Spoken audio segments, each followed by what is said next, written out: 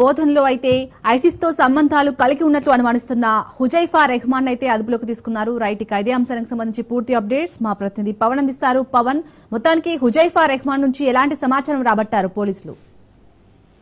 నిజామాబాద్ బోధన్ పట్టణంలో ఈ యొక్క స్లీపర్ సెల్ సంబంధించి ఎన్ఐఏ అధికారులు పూర్తిగా ఒక వ్యక్తిని అదుపులోకి తీసుకున్నారు.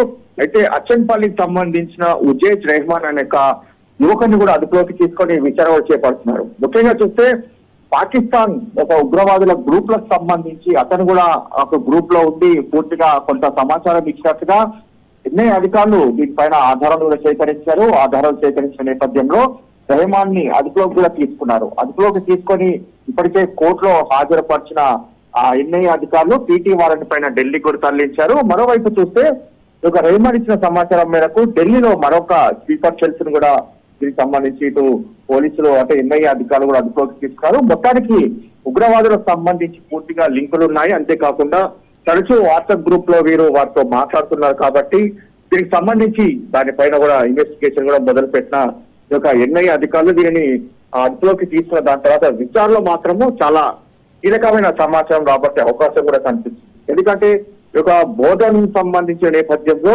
పూర్తిగా హైదరాబాద్ లో పేలులకు సంబంధించి వీరు కుట్ర పన్నుతున్నారనే దీనికి సంబంధించిన సమాచారం మేరకే ఎన్ఐఏ అధికారులు యొక్క రెహమాన్ ని అదుపులోకి తీసుకోవడము పూర్తిగా చర్చనీయాంశంగా మారింది. ఇంకా బోధన్లో ఇంకా ఎవరైనా స్లీపర్ సెల్స్ ఉన్నారా, లేకపోతే ఉగ్రవాదులతో లింకులున్న వ్యక్తులు ఇంకా ఎవరైనా ఉన్నారా అనే దానిపైన కూడా ప్రజెంట్ ఎన్ఐఏ అధికారులు కూడా ఇన్వెస్టిగేషన్ కూడా చేస్తున్న నేపథ్యంలో ప్రధానంగా కుటుంబ సభ్యులు మాత్రము తమ కొడుకుకు కావచ్చు దీనికి సంబంధించి ఎలాంటి ఉగ్రవాదులతో సంబంధం లేదు అనేది మాత్రం ప్రధానంగా చెప్తున్న పరిస్థితి కనిపిస్తుంది. కానీ పోలీసులకు కూడా ఎలాంటి సమాచారం ఇవ్వలేదు. అయితే బోధన్ కోర్టులో హాజరుపరిచిన ఎన్ఐఏ అధికారులు పీటీ వారెంట్ పైన ఢిల్లీ కూడా తరలించారు.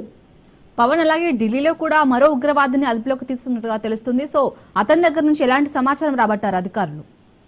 ప్రజెంట్ ఈ యొక్క రెహమాన్ ఇచ్చిన సమాచారం మేరకు ఢిల్లీలో మరొక వ్యక్తిని కూడా అదుపులోకి తీసుకున్నారు. అతనికి కూడా ఇదే తరహాలో కూడా వాట్సాప్ గ్రూపులు కావచ్చు ఉగ్రవాదులతో లింకులున్నాయని సంబంధించి యొక్క సమాచారం మేరకు ఎన్ఐఏ అధికారులు ఢిల్లీలో ఒక యువకుని కూడా అదుపులోకి తీసుకున్నారు. అయితే వీరిద్దరిని విచారించగా ఇంకా కొంత సమాచారం వచ్చే అవకాశం ఉన్నట్లుగా దీనికి సంబంధించి ఎన్ఐఏ అధికారులు కూడా భావిస్తున్నారు. మొత్తానికి ఓవరాల్ గా చూస్తే ప్రధానంగా ఇందులో కొంతమందిని అంటే వీరు ఇచ్చిన సమాచారం మేరకు మరికొంతమందిని కూడా అరెస్ట్ చేసే అవకాశం కూడా ఉంటుంది. వీరిని అరెస్ట్ అయిన విషయం తెలుసుకున్న కొంతమంది అండర్ గ్రౌండ్ లోకి కూడా వెళ్లిపోయినట్టుగా ఎన్ఐఏ అధికారులు కూడా భావిస్తున్న పరిస్థితి కూడా చూస్తాం. మొత్తానికి ఓవరాల్ గా ఈ కేసుకు సంబంధించి ఎన్ఐఏ అధికారులు పూర్తిగా అండర్ గ్రౌండ్ ఆపరేషన్ చేసినట్లుగా దీనికి సంబంధించి పూర్తిగా ఈ కేసును చూస్తే అర్థమవుతుంది.